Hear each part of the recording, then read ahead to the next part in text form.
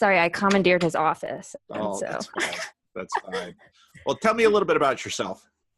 Yeah, so I am a Christian filmmaker. I'm based out of Phoenix. I grew up here, spent the first 21 years of my life kind of in this weird conservative Christian bubble. Okay. But I went to college in the Bay Area. Okay. I lived in Oakland, and I went to San Francisco State.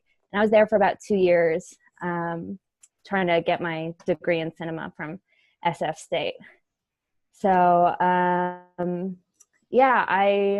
it was weird because I grew up going to church. That's like all I knew. My parents didn't really grow up in the church at all. My dad, he kind of was in a household that didn't really do anything with spirituality. And my mom was definitely not in like a conservative family that was like, had all these Christian values. So I got to see how Jesus changed their lives in this weird way, and like totally transformed them into different people. But it didn't really become real to me until I was 18. So like between 18 and 21 is where I really started, making my faith real to myself, and doing that in this Christian bubble. And then when I moved out to San Francisco, it felt like this weird transition of being able to say, oh, okay, I'm in a totally different environment. Oh yeah, that's a very different environment.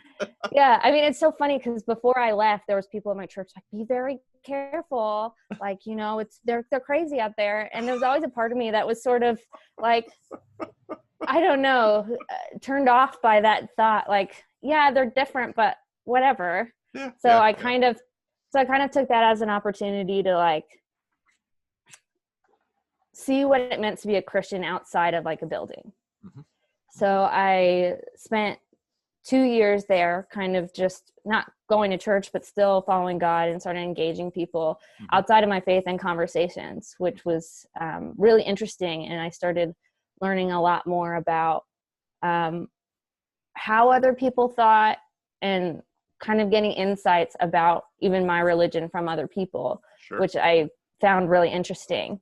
So after 2 years there, I ended up doing a year abroad in Australia. Oh, okay. So I lived in Melbourne for a little while. And when I moved out there, it was, I didn't really know what I was doing. I had 2 bags, an Airbnb, like knew nobody, and just kind of went out there. And I didn't even know if I was supposed to be there. Like when I went to San Francisco, I really felt like God was calling me there, and that's what I was supposed to do.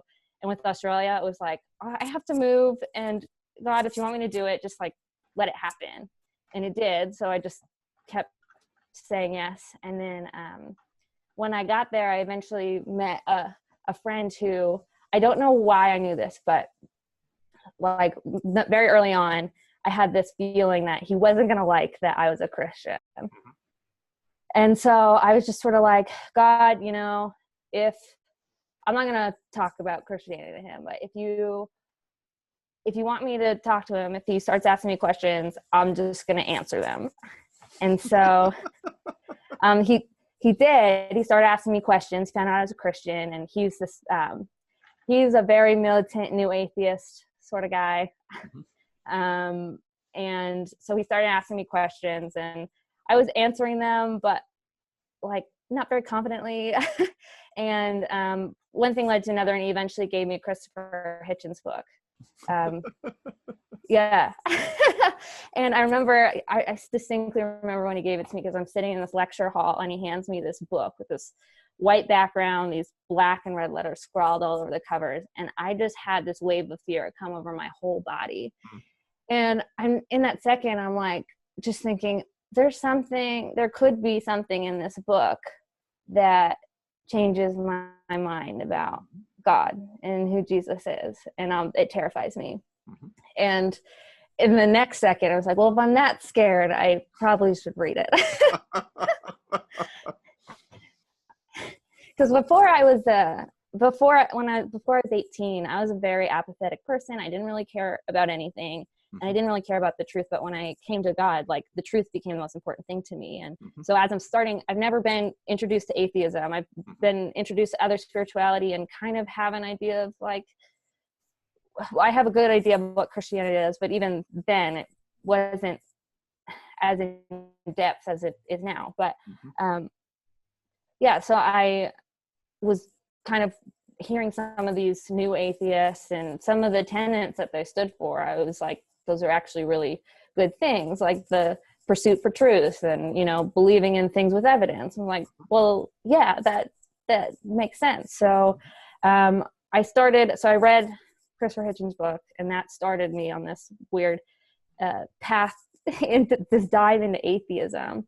And after I read his book, it didn't change my mind. Like, I wasn't like, I'm an atheist, but I did see a lot of truth in what he said, and I had a lot of questions, and it kind of it started a lot of questions in my head, and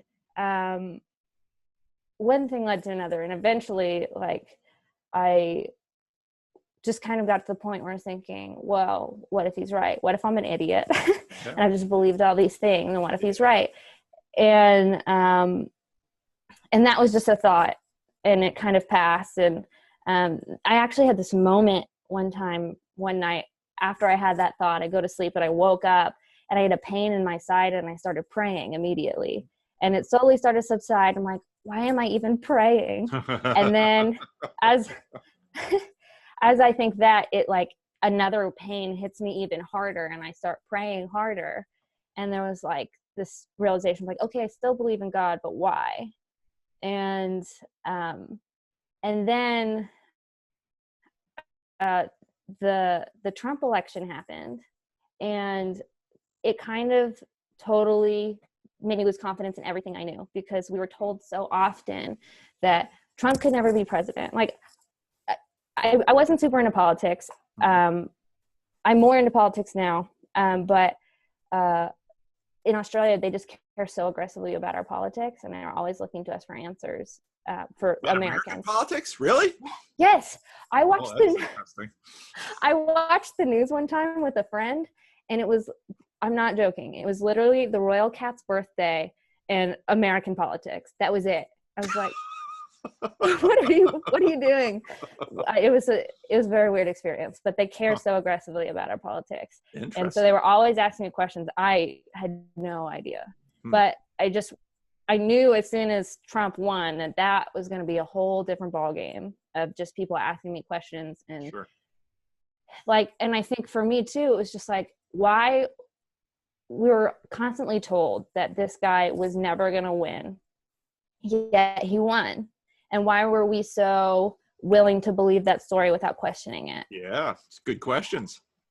And so I sort of just, I mean, there was a whole other set of things that built up to it, but I lost all confidence in what I knew. And it sort of led me to this literal insanity where I couldn't believe anything. I didn't know what to believe. And I kind of had to start all over, strip everything away, and just say, I'm going to believe whatever I can intellectually stand behind. Okay, interesting. Yeah, because when I came to faith, it was very experiential. Like, I had this experience with God. I had seen other people walking, and I had seen the change in their lives. And I took the Bible and Christianity as this way of, you know, this is sort of the set of rules, and it's kind of in a way to live. And if you follow the way that they say, this should happen. So I took it as this weird science experiment in a way of like, okay, well, it says to do this.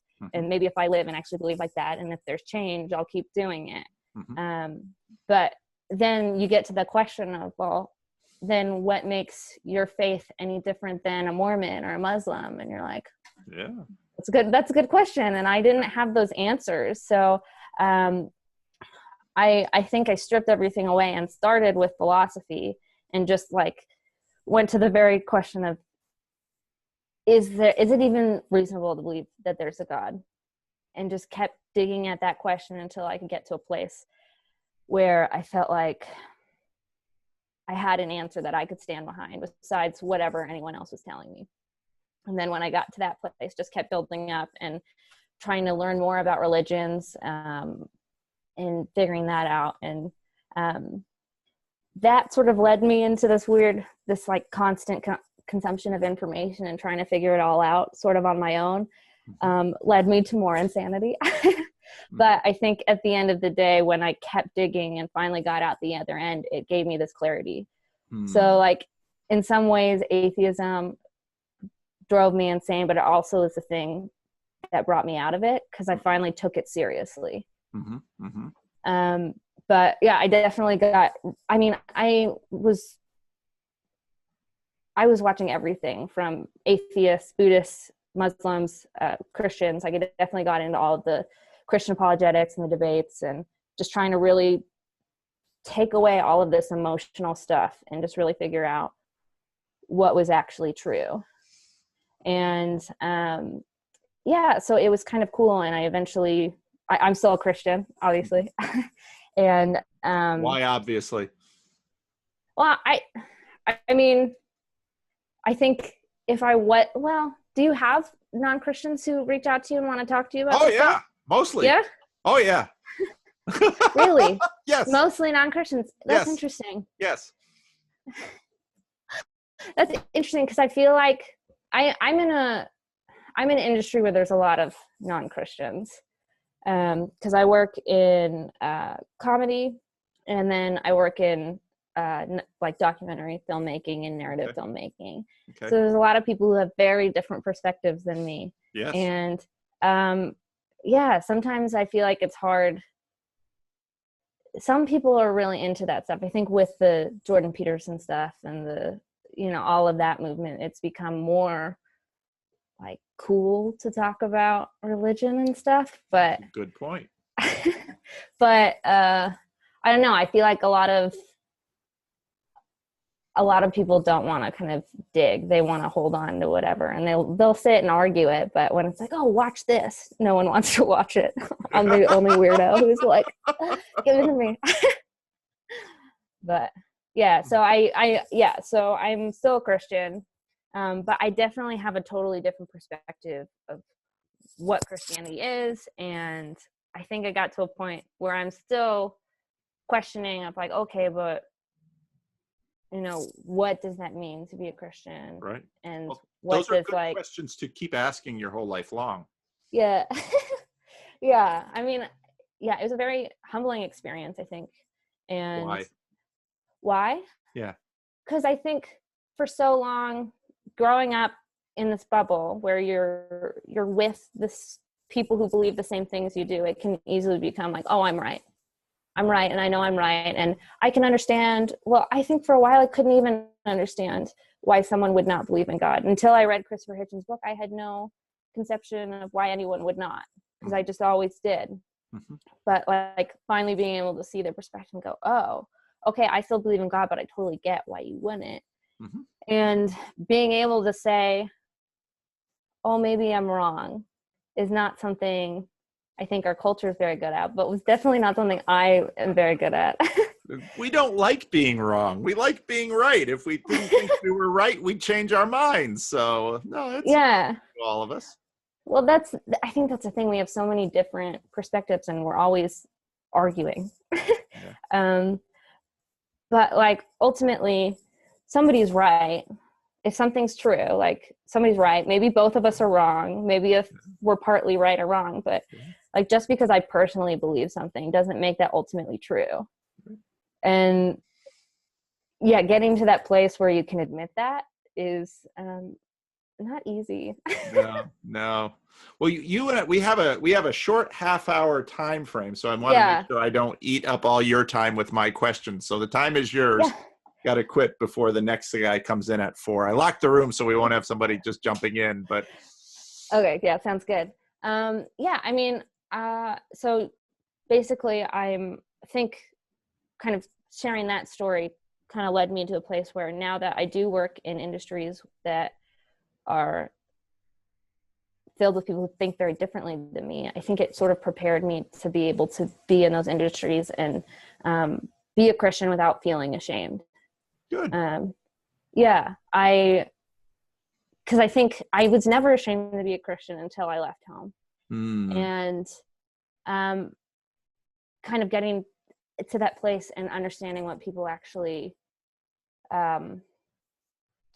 like how they saw Christians was totally different. And if I didn't go through that questioning and didn't really dig for myself, I wouldn't be able to sit and stand and say, hey, I'm a Christian because of these things. And I mean, I'm very moderate in my political beliefs, but there's some things that I'm very conservative about, and that people can hear and just immediately think that you're, you know, a bigot or an idiot or something. But because I have that background where I can defend it, I feel comfortable in that way. And it's sort of cool to be surrounded by people who don't believe what you believe too, because it tests your own assumptions, where you're not just sitting around with this confirmation bias. You have people challenging you and trying to figure out, like in some ways when I'm sitting and I'm talking with people, I'm not just sitting and arguing, trying to win them over. I'm trying to see if this actually makes sense and if this holds up, and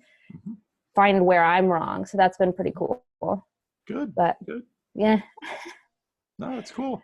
So how did you find my channel? Were you watching Jordan Peterson? No, my friend Christian.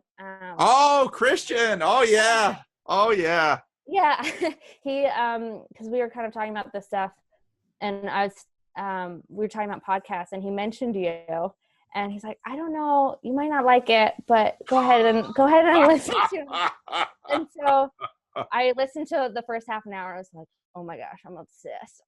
Oh my. Yeah. Because it's just so much information. And so, I don't know, I'm a huge philosophy nerd, and like, okay. I love learning, and I love the way that you sort of talk through things and take all of these different pieces and try to kind of put them together in this way that makes sense of the whole world instead of just like one slice of it.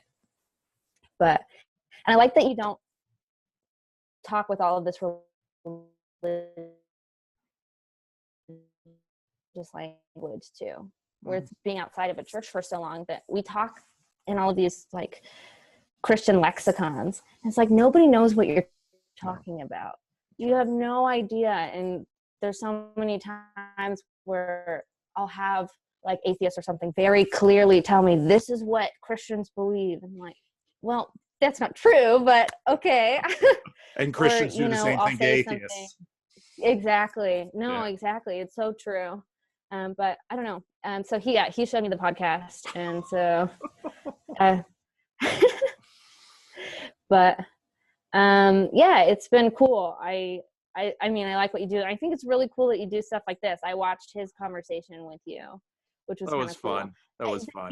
That you like just bring randos from the internet who are like obsessed with your podcast and talk with them. I don't think most people would do that. Well, I'm a pastor, so this is what I do. I talk to people, and people have various ideas of what pastors do.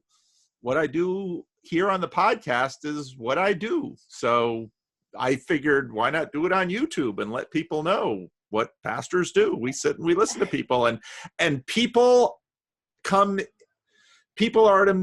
are all over the place, and it's quite amazing. And so as a pastor, it's really cool to just meet all these different people with different perspectives, and I enjoy it thoroughly.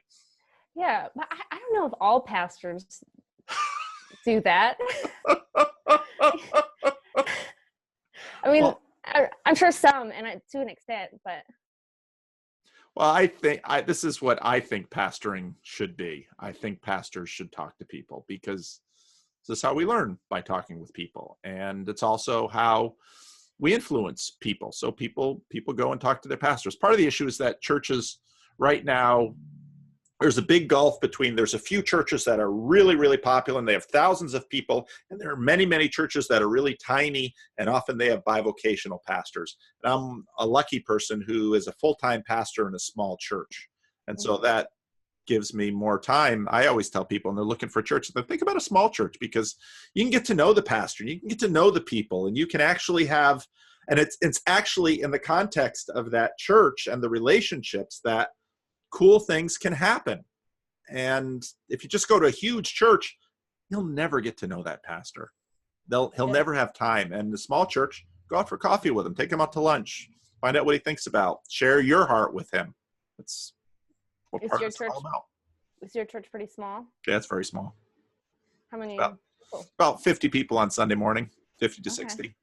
So it's pretty small. How long have you been pastoring it? 21 years. Okay. Why do you think it's stayed so small? Has it been? Because I'm a crappy pastor. Because I spend my time talking to people on the internet. No, it was small before that. So it's churches. It's kind of hard right now in society for churches.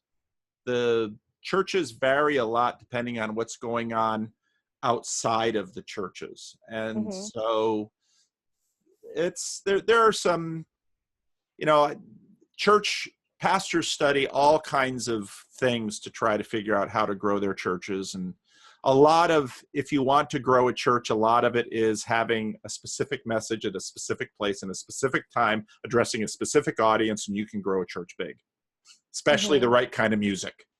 Yeah. And I've never majored in music at this church, saying we're going to hit this demographic group with this music. No, I don't. Yeah. I don't do that. I've got plenty of books that say I should, but.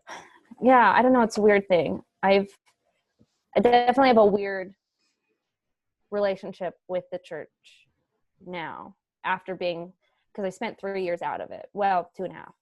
But I'm connected with the local church now.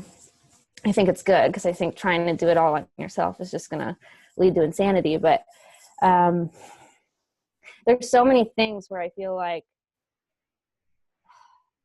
they're not technically wrong for wanting to have good music or whatever, but I feel like it sort of puts, how to say this right? It sort of puts, I don't know, it's like they're selling Jesus in a way that I feel like he's never packaged himself. That's right. And so it's always that thing where it's like, there's nothing wrong with it, but I just wish that we would just stop trying to win people over and just, I don't know. It feels like. That's when Jordan Peterson says pastors are liars, that's exactly what he's talking about.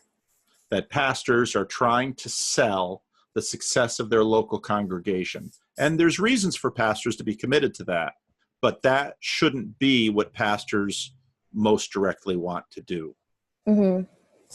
And it's a tension that pastors always have to deal with in their lives, because obviously if you grow your church large, you'll make more money, you'll be a success, you have all the status indicators. And to say, well, I have a church with 50 people in it and it's aging and declining and dying. Well, that just in the world just looks at you and says, well, you must be a crappy pastor. And there was this one grandmother of someone who used to go to this church, and she'd come out of there on Sunday. She said, I don't know why they can't get that man a better church. Personally, I love it, because if I had 500 people in here on Sunday morning, what would that mean in terms of how I could actually connect with people and meet visitors coming into the church? And even so, even with 50 people, you can have 2, 3, maybe 4 decent conversations on a Sunday morning. That's all. So it's, it's complicated. Yeah, no, it is. But I don't know. It's interesting. I mean, I definitely don't have an animosity against the church as much as some people do, but there are things that it's like I have to wrestle with, and I think some of them are me issues, and then I think some of them are church issues, and it's just finding the balance between that. But the one thing that I do know is I don't think I could ever go back just being in that little bubble of just always being surrounded by people who believe the same thing as me. I just grew so much and have learned so much being outside of that. So it's kind of cool to be able to be a Christian, but not be that, and be in filmmaking, but not be that Christian filmmaker that's just trying to, stick to the perspectives and that sort of thing. But, if you don't mind, I'm actually working on a project right now. Can I plug it? Sure. Go ahead. Awesome. So it's a documentary about the tip-free restaurant movement in the U.S. sort of why minimum wage is fueling that movement and why restaurant owners are choosing to go that way. What's the tip-free restaurant? I don't know anything about this. Yeah, so basically restaurants are starting to include gratuity into their pricing. We're focusing on a restaurant in Oakland, actually, and they're going to kind of be the main one, but we're focusing on other restaurants in the U.S. too who are sort of struggling with minimum wage and trying to survive in the changing markets. Well, some states have special minimum wage for restaurant workers where they don't actually make minimum wage and they're supposed to make it up on tips. Other states like California, they make the full minimum wage and tip is on top of that.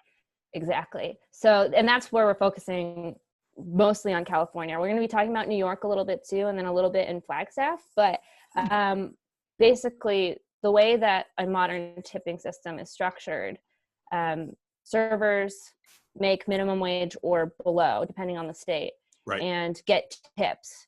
And with their tips, even though they're the lowest hourly paid worker, they're making the most money out of anyone in the restaurant, including kitchen, employees, dishwashers, managers. So when you have laws like California where you have a law that says you can't pay anybody below minimum wage, even if they're making tips, and you have other restrictions that stop them from distributing tips to pay other people within the restaurant, and you have such low profit margins, it makes it really hard for restaurant businesses to pay their kitchen employees a decent wage. And it creates a huge disparity between front of house and back of house employees. Really? So, I never knew that. That's interesting. Yeah. So a lot of restaurants are choosing to go to a tip-free model to kind of uphold the spirit of minimum wage laws without breaking the law. There are restaurants that will say don't tip? Yeah. So I haven't been in one yet. Well, McDonald's, they don't encourage it. Well, so the restaurant that mainly focusing on is located in Oakland. I actually worked for it when I lived in Oakland, and they're called Homestead Restaurant. They're in Piedmont Avenue, and there's a couple other restaurants in Oakland that have gone tip-free. And then Danny Myers, he's a big restaurant guy in New York. He switched all of his restaurants to tip-free back in 2015. And he's been fairly successful with it. So it's a really interesting topic, and there's a lot to talk about. But we're trying to get support for the film. We want to get it for the 2020 festival cycle, just to make the biggest impact in the conversation. So we launched a crowdfunding campaign earlier this month, and it ends March 2nd. So if anybody's interested in the topic or wants to support Christians in filmmaking, you can find all the details about the project at Indiegogo. It's www.indiegogo.com/project/Tipless, Tipless. Oh, that's very interesting. Yeah. Look at that. A plug on my podcast. How about that? A plug on your podcast, yeah. Well, thank you, Cassidy. I've got my next person coming in. That's okay. It was delightful to talk to you. Yeah, thank you so much. It was lovely talking to you. And say hi to Christian for me. I will, for sure. All right, bye.